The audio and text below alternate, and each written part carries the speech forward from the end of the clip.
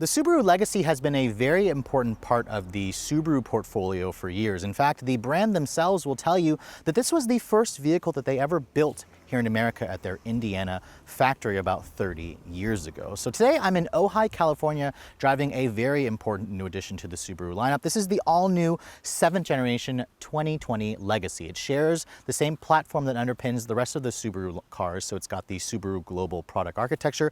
It sports an all-new interior with an 11.6-inch tablet, and Subaru is bringing back a turbocharged engine underneath the hood of this new sedan. So the big question I want answered, with the return of the turbo and about 260 horsepower, has Subaru built a budget all-wheel drive sports sedan for the masses? That's what we're here to find out.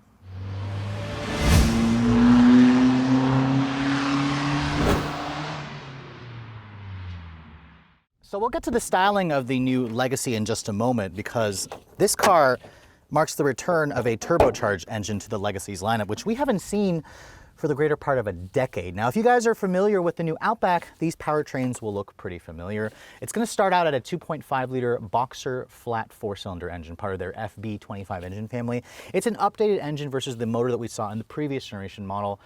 Now it has direct injection. It's still a Boxer flat 4. It makes 182 horsepower and 176 pound-feet of torque. That's a 7 horsepower increase and 2 more pound-feet of torque. I'll be driving that engine first, but this is the motor that I'm most intrigued about, because this is the same engine that's in the Subaru Ascent. It's their new FA24 Boxer 4-cylinder. So it's a 2.4-liter flat 4-cylinder engine that's turbocharged. You can see the intercooler is mounted right at the top. And even though there is no hood scoop, this car does have a top-mounted intercooler, so it does suck in air through the grille over here to help feed the intercooler. And this in this car, it makes 260 horsepower and 277 pound-feet of torque. This is replacing the old 3.6-liter horizontal flat 6. So sorry, the death of 6 cylinders under the hood of the Legacy. But this has 4 more horsepower and about 31 more pound-feet of torque versus the 6-cylinder engine that this is replacing. Now, fuel economy has also been improved. With the base 2.5, you're going to get up to 27 in the city and 35 on the highway. That's running on regular gas, of course. Subaru says with an 18-gallon gas tank, you're going to go about 680 miles on a full tank. This one here with the turbo is rated at a still impressive 24 in the city and 32 on the highway. That's practically matching the fuel economy as something like the Honda Accord 2-liter turbo and a Toyota Camry V6. Keep in mind, all Subaru Legacies are standard with the company's symmetrical all-wheel drive, which has been retuned this year to add more torque vectoring, especially at the rear axles. It all goes out through a continuously variable transmission.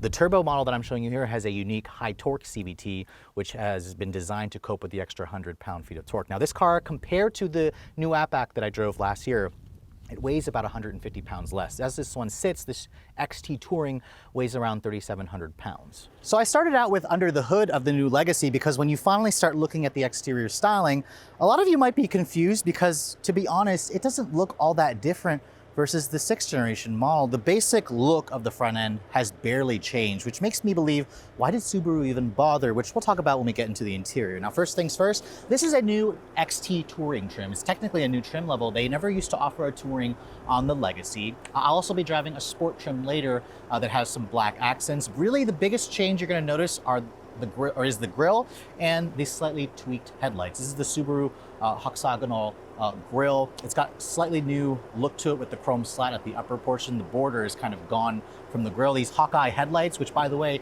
these full LED headlights are going to be standard. You'll have an LED low and high beam, the signature C-shaped LED running light, and then, as you can see, just an incandescent turn signal. And then if you guys go for the sport trims it up, you'll have LED fog lights here at the lower fascia. This Touring model has a little bit more chrome around the fog light bezels, around the grille. Overall, it's a very conservative looking sedan. Some of you may say it's attractive. I'd say it's attractive, but it makes me think that Subaru really wasn't trying very hard with the exterior styling. I think they should have done a lot more changes to make this one look a little bit more new. Things don't really get much more stylish when you look at the side profile of the new Legacy. It has a very traditional sedan shape to it. And this is where obviously you're going to notice the big differences from this and the Outback, which is its station wagon crossover cousin. Subaru says that because it's moved to the new global product architecture, they did increase the overall length by about 1.5 inches. But at 190.6 inches long, this is still a couple inches shorter than something like the new Honda Accord or a Toyota Camry. The wheelbase actually stays the same at 108.3 inches long, so it's a little bit shorter than most of the competition. Now, Subaru offers a choice between a 17-inch steel wheel that you get on the base model. It's a hubcap, or you can go up to an 18-inch wheel. This XT Touring comes standard with these 18-inch machine finished wheels with like the black painted pockets. They're wrapped in 225 width tires. So these wheels and tires are very conservative. Even the new sport trim still only has an 18-inch wheel. When I asked Subaru, why don't they do a 19-inch wheel? They basically said it was up to their design team in Japan. Subaru is very conservative with changing the wheels, making them larger, because this is supposed to be a more practical car. It shouldn't also ride terribly, which is what their answer was. Now, you can distinguish this as the touring model because it has the satin chrome finish on the mirrors. They also have turn signals. These mirrors are also power folding, which is nice. The sunroof is also included if you guys go for the sport trims and up. There's no pano roof. Unfortunately, Subaru doesn't offer a pano roof. And with this new generation, they have upgraded the suspension. It's still double wishbones in the front, struts in the back. They've been retuned for better ride quality. Subaru says this is the stiffest and sportiest driving legacy that they've ever offered. Out back, you will see the most styling changes for this generation versus the previous generation. The taillights have been reworked, although their basic shape hasn't really changed. These, as you can see, they're kind of a incandescent LED combination here. The turn signal here is an LED. The brake light accent here is also just an incandescent. You'll know that this is the XT trim because it says Touring XT on the back. There's also a Limited XT, which will say Limited XT. But in case you guys missed the badge, if you look underneath here, the XT turbo models are the only ones to get a dual outlet exhaust tip. These are actually real exhaust tips. If you guys go for the base 2.5, you'll just have a hidden exhaust, which is underneath the rear bumper. You also will find nicely integrated rear parking sensors on this touring trim, and you also have a backup camera, which will obviously be supplemented by the front camera that you get on this particular touring model. Now, the trunk, Subaru says that the trunk capacity measures a pretty good 15.1 cubic feet of space. The actual space hasn't increased much over the previous generation, which was like 15, but because we're on that new Subaru Global Product architecture, they said they've been able to make this opening larger where you could fit 4 full-size roller bags into this trunk. As you can see, the seats still fold down in a 60-40 manner, and if you look underneath the cargo floor, you get a temporary spare tire. All right, so it's time to look at the interior of the new 2020 Legacy because remember, the outside doesn't look all that different. Here's the key fob for the vehicle. If you guys want their smart key access system with push button start, you have to go for at least the sport trim. It's optional on the premium trim as part of a package. But this touring, as you can see, as you approach the door handle, it's got these chrome accented door handles. If you touch it right there, that will lock the doors for you. And as I said before, the touring includes electrically folding mirrors. When you want to unlock the door, just touch the back of the handle and that will unlock the door for you. Now, guys, I hope you guys like brown leather because that's the only option you guys get with the touring trim. This is actually a Napa grade leather, and this is the only trim that gives you ventilated seats. So these are heated and cooled, and you also have a 10-way power driver with a 2-person memory. As you can see, the steering wheel, it's the same steering wheel that I showed you guys on the Outback as well. Subaru pretty much uses this wheel on all their models. The brown is kind of accentuated throughout the dashboard and on the door panels. It all looks very nice. Subaru has really stepped up the interior. This is where they invested a lot of money as opposed to the exterior. Now, stepping into this vehicle, you can see it definitely sits lower than the Outback because the Outback has 8.7 inches of ground clearance. This has probably like 3 inches less. And when you shut the door, it has a nice solid sound to it. Remember, this is the Subaru Global platform. Now, when you want to start the vehicle up, just put your foot on the brake, push this button here to fire up the engine. As you saw, the gauges actually do a very nice sweep. They have like a little 3.5-inch helper screen in the center over there on the engine. It doesn't really sound like much from in here, which we'll go into the test drive later on. Now, I really like the interior of this touring grade trim with the genuine leather and stitching on the dashboard over here on the lower part of the dash. It's a soft touch injection molded plastic on this upper portion here. The steering wheel also is tilt telescoping. It looks very nice. It also feels really nice in your hands. It has all these buttons over here. You have a heated steering wheel as well on this trim.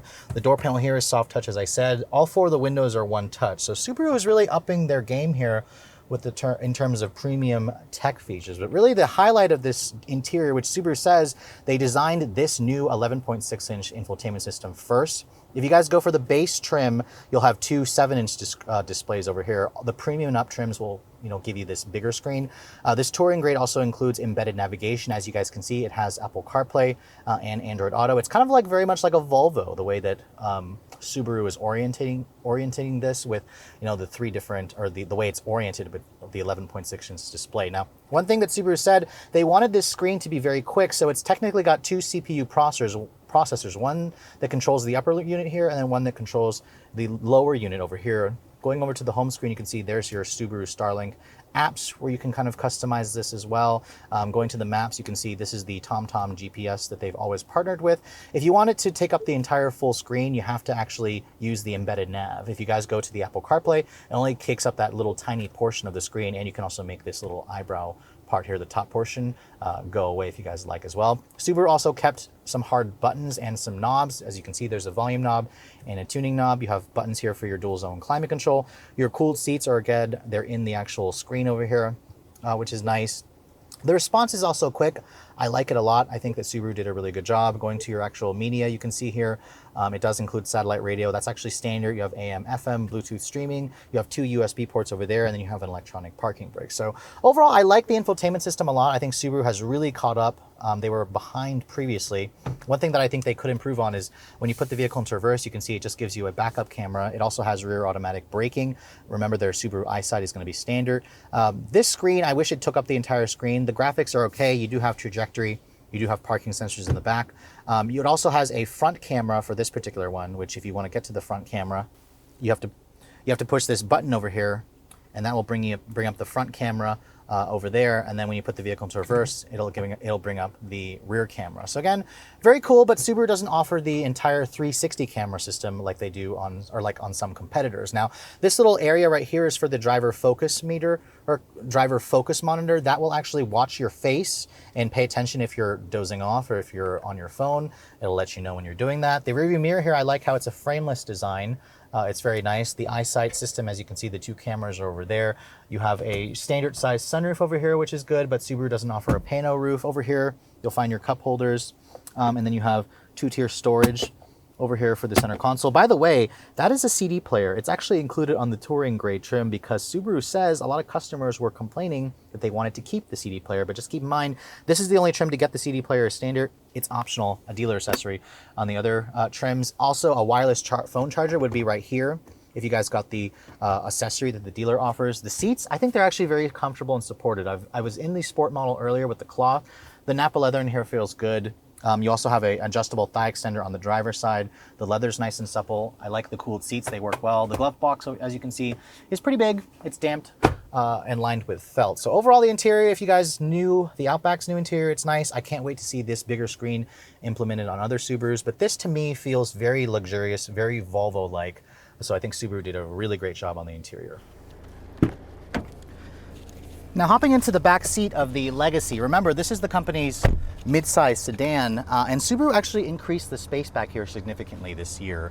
You measure around, or they say it has around 39.5 inches of legroom. That's actually more than what you're going to get in most of the competition, and about 1.5 inches more than what you got in the previous generation model. So the Legacy is definitely no longer the mid-size sedan that has less back seat than some competitors. This is pretty much at the top of the segment. The floor here is not completely flat, but because the vehicle does feel nice and spacious in here, you do get more room to actually fit 3 people across. Now, in terms of features, this touring trim has 2 level heated back seats. You have 2 USB charging ports back here. You have your own set of rear seat vents, which is nice. You have 2 map pockets, and then you have a little armrest here that folds down. And I also really like the Nappa leather back here. It's just as soft and as subtle as what you get in the front seats. All right, so for the first part of the media drive, as you can see, I have my favorite driving partner in the world, Clint, back joining us. Wow. But we're starting off in the 2.5 base engine and the sport trim. So that means we get black wheels, a little spoiler on the back, and something else. Did they say anything else that I forgot to talk about? No. The spoiler, I think, is the most important part. It actually looks a lot better with the spoiler, too. That's the only part that's even a little exciting about the Sport. But anyways, you can only get the Sport trim with the base 2.5 engine, and I have to say, it's perfectly fine, but Clint will tell you he doesn't like CVTs. That's not just a me thing. Like, most CVTs have become really good, really well-mannered in everyday driving. But you have to admit, we've been on a canyon road, and this thing has been hanging RPMs and just sounds nasty around 4. Yeah, they added about 7 horsepower with this one, 2 more torque, and really you don't feel the extra power. What you do feel is the CVT that's more responsive, but it still makes its presence known because of the droning boxer engine. It's just kind of loud. Okay, and it has start-stop now as well, and when you let off, it starts up. It's a little laggy, but it actually feels decent off the line. Subaru basically says you'll get to 60 in about 8.4 seconds, a half-second improvement over the old one, which it's not bad. This is perfectly fine for people who, looking for just a commuter car. I think it's perfectly fine, period, because it is a really good value for money, which I know you'll talk about later. In terms of driving dynamics, it's the other car with the turbo engine. Yeah. So after lunch, or when we get to the lunch spot, we're going to swap into the turbo engine, and obviously that's the one I'm more excited to drive. Yeah. But most people buy the base engine, and for a base engine, it's perfectly fine, especially at this price point. I mean, this is going to compare well with a Camry 4-cylinder and an Accord 1.5. Now, I drove the Outback last month, and Clint didn't get a chance to drive that last month, but I will say I was expecting Subaru to make this car sportier and stiffer. And while they have, I don't know if it's like sportier enough. Like, the steering is still too light. This is the only trim that has the drive mode, so it has the S Sport Sharp mode, or S hashtag. It says so S hashtag or I, which is like comfort, and then S hashtag, which it just basically makes the CVT drop down a few ratios. The steering doesn't really get that much heavier. The suspension is still incredibly soft. And the tires are weak. I mean, 18-inch wheels. We asked Subaru why couldn't they do a 19, and they just said that it's something that their Japanese team doesn't like to do. They don't like to mess with big wheels and tires because it affects the ride quality, the durability, and stuff. So I would happily say that this sport trim could use a fatter set of wheels and tires. They're just better looking. None of them look that great. Yeah. They're sort of like cross-trekky-ish. Yeah, like this one has the black wheels, but there's still that directional pattern, and there's just too much sidewall, which some of you guys may appreciate the sidewall protection. I just think for a sport trim, they should have done more. But yeah, overall, the 2.5 is perfectly adequate for most buyers, but let's hop into the turbo because I think we might be getting a little... Thank God. We might be getting a little bored with how sluggish this car can feel at times. All right, so we made the switch over to the XT model because Clint and I were getting bored, and to switch it up, I'm letting him drive first. I'll switch with him and we'll drive, but we're coming up on some twisty roads because I asked earlier, is this thing like a sports sedan? Clint, what do you think? No. No? Okay, so you want to go over like the power differences first? Yeah, so we know what we're dealing with? 260 horsepower now versus 182. 277 torque, which is like 100 more than the base engine. And you feel it. You do. You feel that power. This thing is fast. I would say it gets to 60 in like high 5-second range. It's fast. Yeah, I mean, there's plenty of power from this engine. It actually seems completely unnecessary for the rest of this car because the engine by itself is great, but then you pair it to the CVT transmission, which is basically just slightly, what they call it, a higher high torque, take more torque, a high torque CVT. But the two just don't dance that well together. There's no reason to have all that extra power based on the way the CVT handles it. That's my, having driven it for 5 minutes, early impression. See, I disagree with him because I like having the extra power. And yes, the CVT doesn't exactly make this engine sound great. I like when I put my foot down and it goes right into the mid-range, it like shoves you back in the seat. Versus, it's fast. Versus the base engine was just like, come on, we're waiting for it to go. But you have to admit, like, we're on a nice twisty road right now. The rest of the car isn't great on it. I mean, the suspension's not any different. There's no sport mode that accommodates the extra engine. Yeah, that is a weird decision on Subaru's part because we just got out of the sport trim, which had the S hashtag button, and this has nothing. It has paddles at least. But why does it have a sport mode? Like it goes back to my original thing. I said, Subaru, please offer the turbo on the sport trim, and actually give it 19-inch wheels and like an upgraded suspension. And I just asked that question while we were busy filming at lunch, and they said that based on the take rate, they're open to offering putting the sport mode. Okay. Or, excuse me, the sport trim with this engine. But as of now, there's no plans to bring it. Okay. God, this thing is fast. It is. It is quick. Like, I would love to drag race this against a Accord. So the engine by itself is great, but you pair it with this CVT, the way this steering rack is set up, and how light and fluffy it is, and the same thing with like really soft brakes and really soft suspension, and it's kind of like, why the hell do I have this much power in a car? Because where the why rest not? Of the pieces, you're just power hungry. I am. Just but why we know not? That. It's fast. I mean, you can mob up this hill for sure, but the rest of the car it doesn't match the amount of power that this engine puts out.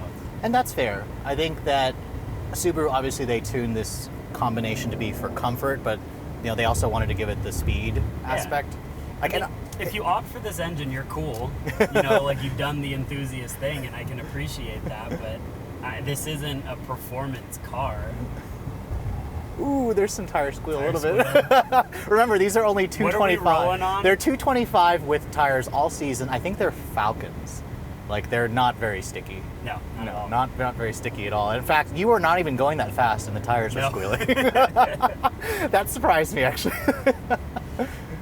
It's good, but I don't think, at this point, I think the best you can do with this Legacy is make it more of a value proposition. Get the first trim up from the base model, so you get the bigger infotainment screen. Right. Things like that for what, 24, 25? Yeah, well, this one here is $36,760. That's a lot of money. So yeah, this is definitely expensive, but Camry and Accord, they can go over 35, 40 grand for a Camry, actually. So this is well priced, but yeah, to make it the jump to the turbo, you have to pay at least 34 grand.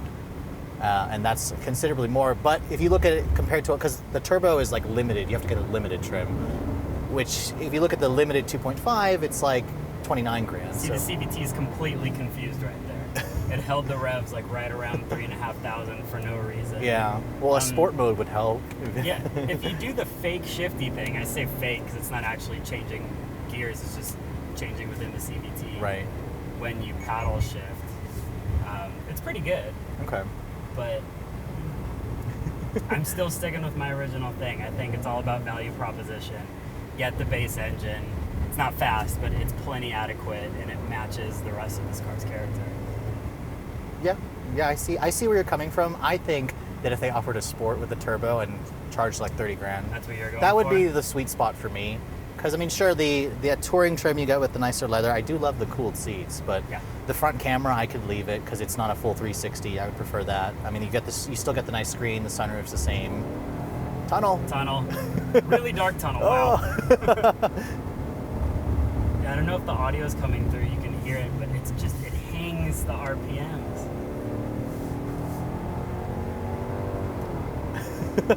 And it does try to make those fake shifts, but it just doesn't really sound all that great still. And like we've already said, there's no like sport mode to change the rest of the car's character. It is what it is. Yeah. All right, it's time to launch this thing. Let's see. Oh, the start-stop. Oh. Okay, there we go. Oh, look at that. It doesn't do the shifts when you do the launch. It's just holding it there at like 5,800 RPM. Okay, I mean, this thing is fast, but yeah, this is no sports sedan. In fact, as I was getting into this car, you could smell the brakes a little. Which may or may not have been my fault. Yeah, it wasn't Clint driving though. It's just the brakes weren't very happy. But yeah, this is definitely a road that is incredible. I was actually on this road last year with 3 years ago with Toyota with the 86, and I loved it. In this car, it's a little soft. I see exactly what you mean. It's a little too soft, but it's not like they can't handle it. Ooh. It just doesn't really inspire much confidence because the steering is a little too numb. It's perfectly fine for cruising on the highway, but yeah, on these roads, we need stickier tires. We just need a stiffer suspension, and it's no sports sedan. But so we should start by like what it is good at, and the suspension is very comfortable, very soft. Like when we were on the highway earlier, just at highway cruising speed, it was fantastic. That's what it's good at. That's what the suspension is set up to do. That's what most of the car is set up to do.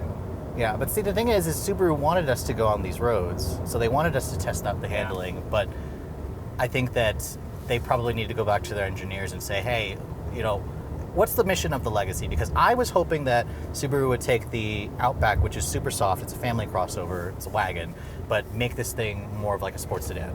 Because that's the reason why people buy sedans nowadays. They buy sedans because they look better, because they handle better, they get better gas mileage, or whatever, they're faster.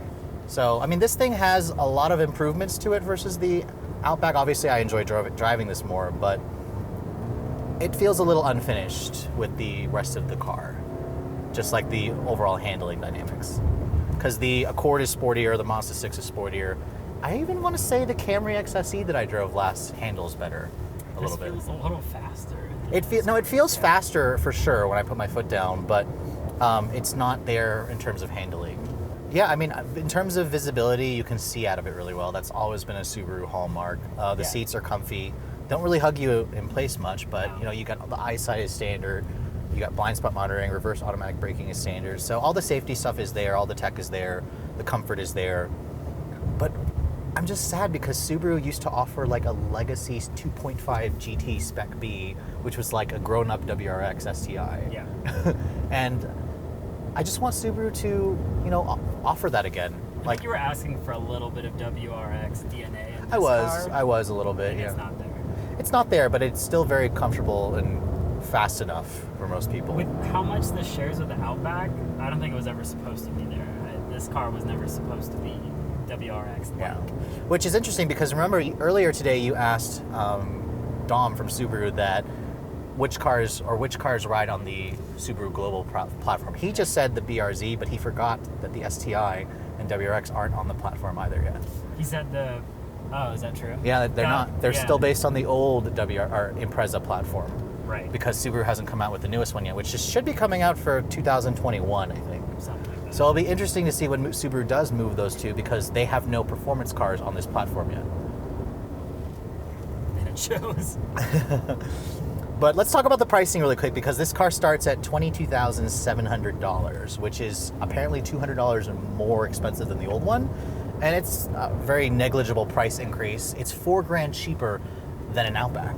Like, how did they do that? I asked Subaru how they did that, and they said it's because the all-wheel drive system isn't as sophisticated, doesn't have the X mode, and the suspension doesn't have as much ground clearance. It's not as expensive because it's not a crossover. It's not designed to handle heavy loads. But still, it's a really affordable car. It's actually cheaper than a Camry and Accord by like $1,000. So, bravo to Subaru for the pricing. And this one here that we're driving is like $36,700. It's the most expensive one, which I know you're like, I know that's expensive, but it's just kind of like everyone else is kind of around there too. Right. The sweet spot is that, you know, $28,000 for the Sport or like $25,000 for the Premium. Yeah. And then just add the sunroof and then the push button start. You're at $27,000. You're getting all-wheel drive standard. You're getting autonomous emergency braking, lane center assist. Lane centering, yeah. Lane centering, yeah. Adaptive cruise control. Those things are all standard. So Right. Great pieces of kit to come for a car that's 22 or just shy of 23,000. Yeah. So Subaru got the value right. This is definitely one of the most appealing mainstream all-wheel drive sedans, and unlike the Altima, you can get the turbo and all-wheel drive together. Thanks for joining us, Clint. Bye. He's from Motor One, in case I forgot to say that too. Oh yeah, make sure to say that every single time. So although the 2020 Subaru Legacy doesn't look all that new on the outside, as you guys saw from the video, the interior is completely redesigned and it's one of the best cabins you can get in the mainstream midsize sedan segment. The new chassis means that it's stiffer, it's more fun to drive, it rides nicer, it's quiet on the inside. Remember, Subaru said that they made this the quietest Legacy ever with more sound deadening materials. And the engines, the base 2.5 is certainly adequate for most buyers, but with the turbo engine, as you guys saw, this thing is quick. In fact, I'd say it feels like a 0 to 60 time in the mid to high 5-second range, because remember, this is 150 pounds lighter than the Outback. And even though this car isn't sporty enough for me, I wish that Subaru had pushed the needle further into offering something like a successor to the old Legacy 2.5 GT Spec B, which honestly, that car only came with a manual. It was a very one-off car. Subaru is trying to pull in more premium buyers, and they certainly have achieved that, but I think that there's certainly room for Subaru to do an XT Sport trim with a stiffer suspension, 19-inch wheels. They can even leave the CVT, but really they just need to make this car look more aggressive, because as it is right now, it's definitely, for me, not a budget all-wheel drive sports sedan. What it is a very nice alternative to front drive mainstream offerings like the Honda Accord and the Toyota Camry and the Mazda 6. And although all three of those competitors that I mentioned are probably sportier looking, and some of them are sportier driving than this, none of them offer the kind of all-wheel drive capability with a turbocharged engine. Because remember, the Altima offers all-wheel drive, but you can't get it with the turbo engine, which makes this one of the quickest entries in the mid-size mainstream sports sedan segment. With all that being said, because I'm on this short media drive here in Ojai, I'm not going to be able to give this thing an RPM rating yet. So I'm going to wait until Subaru gives me one in DC to test for a full week, where I'll give it a full RPM rating. But with all that said, I hope you guys have enjoyed my full overview on this 2020 Subaru Legacy Touring XT. If you're also looking to see the latest cars I'm testing, be sure to follow me on Instagram at redline_reviews, like us on Facebook, and as always guys, please keep subscribing to the Redline Reviews YouTube channel for all the latest reviews. Thank you so much for watching. I'll catch you all in the next video.